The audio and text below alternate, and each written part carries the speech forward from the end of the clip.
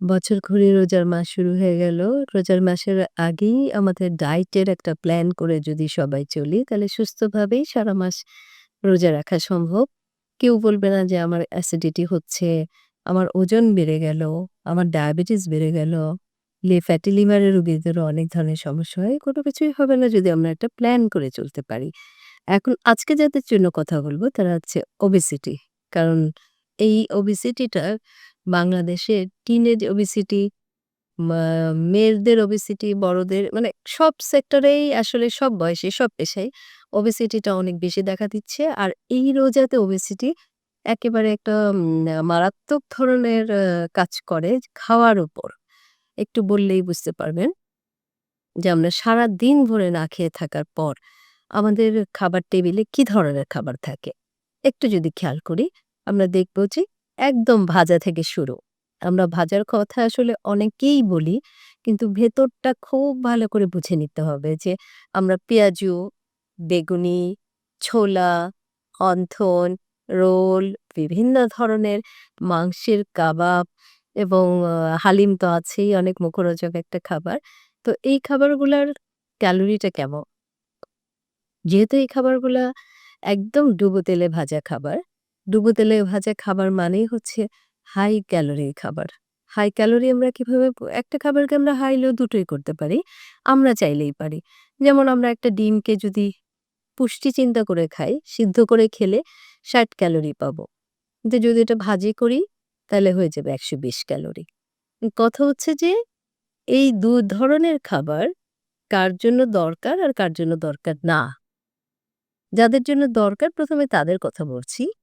যাদের জন্য দরকার তারা হচ্ছে বিএমআই ১৮.৫ থেকে ২৪ এর ভেতর আছে, ২৪.৯ এর ভেতর আছে। অর্থাৎ একদম ঠিকঠাক ওজন, আইডিয়াল ওয়েট শুধু না, একদম নরমাল ওজনে আছেন। কোনো ধরনের ওবেসিটিতে নাই, কোনো ধরনের রোগে ভুগছেন না। তাদের জন্য আ আমরা তেল নিষেধ করছি না।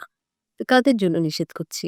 ১ম এই বলেছি যে আজকে আমরা আসলে ওবেসিটিদের নিয়ে কথা বলব। যারা খুব বেশি ওজনে ভুগছেন, তারা যদি এই একটা মাস নিজের অন্যদের সাথে গড্ডালিকে গা ভাসিয়ে দিয়ে সেই খাবারগুলাতে অভ্যস্ত হয়ে যান, তাহলে আসলে ১ মাস পরে আপনাদের অনেক ওজন বেড়ে যাবে।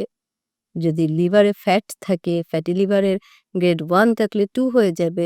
অনেক ধরনের বিপজ্জনক অবস্থায় পড়তে হবে।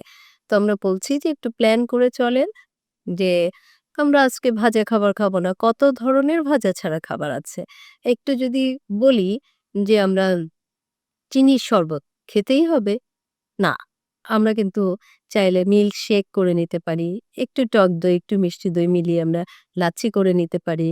আমাদের ইসবগুলের ভুসি একটু ট্যাং দিয়ে বা লেবু দিয়ে ওটা করে নিতে পারি। পাশাপাশি বেল, তরমুজ পাওয়া যাচ্ছে এখন। আ মোসাম্বি আছে। এগুলো আমরা জুস করে নিতে পারি চিনি ছাড়া। চিনি ১ চা চামচ চিনিতে ২৫ ক্যালোরি থাকে। অনেকে যখন কোল্ড ড্রিংকস খায় বা বাইরের জুস খায়, তখন দেখা যায় যে ১ বোতল কোকে ৩৩ চা চামচ চিনি থাকে। এই চিনি আমাদেরকে অনেক ওজন বাড়াবে। আমি এখন ওবেসিটিদের নিয়ে কথা বলছি। সুতরাং ওবেসিটি যাদের আছে তারাই কেবল এই যে কথাগুলা এখনকার কথাগুলা ফলো করার চেষ্টা করবেন। যে চিনি ছাড়া ১ম এই খাবার খেজুর খুব এনার্জেটিক একটা খাবার। সারাদিন না খেয়ে থাকার পর আপনি যখন ২ টা ৩ টা খেজুর খেয়ে নিলেন, আপনার কোনো ক্ষতি হবে না। আপনার বডি এনার্জি গেইন করবে। পাশাপাশি হচ্ছে ফ্রুট সালাদ। বিভিন্ন ধরনের ফল কিউব করে কেটে ওখানে একটু গোলমরিচ দিয়ে নিলেন, একটু বিট লবণ দিলেন। এটা পরিবারের সবার জন্য ভিটামিন এবং খনিজ লবণের একটা ভালো উৎস। আপনার স্কিনকে গ্লো করবে। আপনার যে এই যে ডিহাইড্রেট হওয়ার একটা সুযোগ থাকে রোজার দিনে, সেটা হবে না। তারপর আপনি চলে গেলেন চিড়া, কলা, দই খেতে পারেন। আপনি দুধ দিয়ে বানানো অনেক ধরনের আইটেম খেতে পারেন। বিশেষ করে ওটস যদি থাকে। ওটস কিন্তু এত ফাইবারের একটা খাবার যে পেটে অনেকক্ষণ থাকে, ওজন কমায়। আরেকটা ডিম, দুধ। এই ২ টা জিনিস আমাদের রোজায় খুব বেশি দুধ খাওয়া হলেও ডিম কিন্তু কোনো বেলাতেই খাওয়ার কোনো সুযোগ থাকে না। তো দুধ আর ডিম দিয়ে আমরা একটু পুডিং করে নিতে পারি চিনি ছাড়া। এরকম কিছু ওবেসিটিরা এই ধরনের আইটেম স্যুপ খেতে পারেন। এই ধরনের আইটেম আপনারা ইফতারে রাখেন। তাহলে দেখা যাবে যে আপনার ওজন আ অস্বাভাবিকভাবে বাড়বে না। কমবে তো বটেই, অস্বাভাবিকভাবে বাড়বে না। সন্ধ্যার রাতে আপনি একটা মাছ, সবজি এক একটা পাতলা রুটি খেতে পারেন। সেহরিতেও তাই। আপনি কার্বোহাইড্রেট যদি নেন ২ কাপ ভাত নিতে পারেন। মাছ বা মুরগি, সবজি, ডাল, দই, দুধ এরকম কিছু।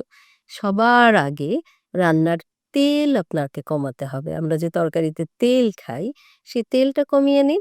আপনি ভালো থাকবেন, সুস্থ থাকবেন।